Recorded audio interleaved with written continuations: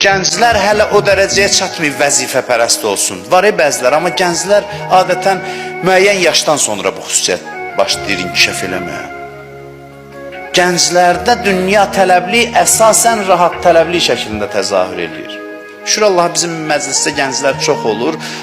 Ağsaqqallar da var, onlar da tövsiyə eləsin gənclərə ki, bu xüsusiyyətlə xüsusi mübarizə aparsınlar özlərində. Bunun əleyhinə qiyam eləmək lazımdır. Tənbəllik və rahatsevərliyin. Adam var, 20 yaşı var, 30 yaşı var, 40 yaşı var, eyni ilə o körpə kimidir. Körpə necədir? Bir şey əziyyət elədi, başlayır ağlamağa. Bu da balaca nəsə bir şey bunun rahatlığını əlindən alan kimi etiraz eləməyə, üsyan eləməyə qalxır. Bunu siz kiçik bir şey sayırsınız. Çox ciddi bir mənəvi problemdir.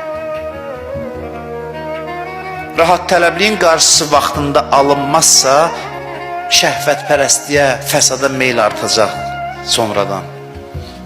Bəzi adamlar deyir ki, oğlum yaxşı idi uşağım. 15 yaşdan sonra gördüm pozuldu.